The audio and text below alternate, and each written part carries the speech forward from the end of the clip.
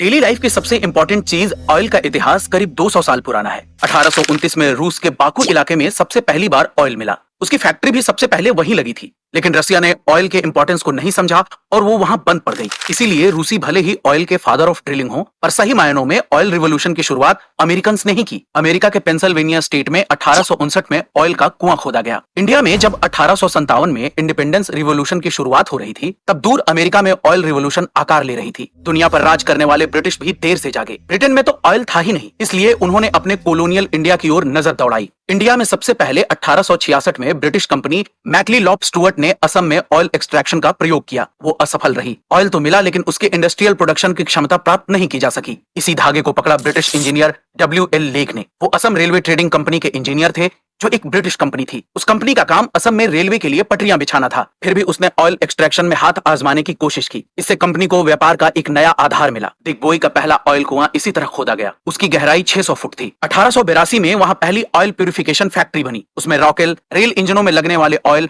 और मोम आदि का प्रोडक्शन शुरू हुआ। ये कारोबार इतना बढ़ा कि अंत में असम ऑयल कंपनी नाम से नई कंपनी बनानी पड़ी। इस कंपनी ने असम में लगभग 80 कुएं खोदे। 1917 तक उसका काम अनइंटरप्टेड चलता रहा। इसके बाद फिर बर्मा ऑयल इस कंपटीशन में उतरी और उसने असम ऑयल को खरीद लिया। ये ऑयल के लिए स्ट्रगल की पहली स्पार्क थी। उधर अमेरिका में ऑयल के लिए लोग पागल हुए जा रहे थे। पेंसिल्वेनिया स्टेट में पत्थरों की दरारों से निकलने वाले वोल्केनिक लिक्विड की उन दिनों चर्चा थी। कनाडा के डॉक्टर अब्राहम जेसनर ने इस लिक्विड से कंबस्टेबल हिस्से को अलग करने का प्रोसेस डेवलप किया। इस कंबस्टेबल हिस्से का नाम उन्होंने केरोसिन रखा। ये दो ग्रीक शब्दों को मिलाकर था, केरास यानी मोम और इलन यानी ऑयल। आपको बताते चले कि अमेरिकी बिजनेसमैन कर्नल एडविन ड्रेक को पहला कुआं खुदवाने में सफलता मिली थी। साल था 1859 और तारीख थी 27 अगस्त। ड्रेक को एक मैसेज मिला, जिसे पढ़कर वो अपना आपा खो बैठे। मैसेज में लिखा था, अपना कर्ज चुकाओ, हार मान लो और घर जाओ। दरअसल Edwin Drake rock oil search कर रहे थे। ये एक तरह का भूरे रंग का कच्चा तेल होता है। वेस्टर्न पेंसिल्वेनिया की जमीन पर इस तेल के बुलबुले देखे गए थे। ड्रेक का इरादा इस रॉक ऑयल से केरोसिन निकालने का था, ताकि लैंप जलाई जा सके। उस जमाने में लैंप जलाने के लिए वेल से निकाले जाने वाले तेल का यूज होता था, लेकिन वो धीरे धीरे महंगा होता जा रहा था। हालांकि एडविन ड्रेक को मैसेज मिलने के कुछ समय पहले ही एक खुदाई के दौरान ऑयल मिल गया, और जब वो ऑयल बाहर निकला था तो उसका प्रेशर कुछ इस कदर था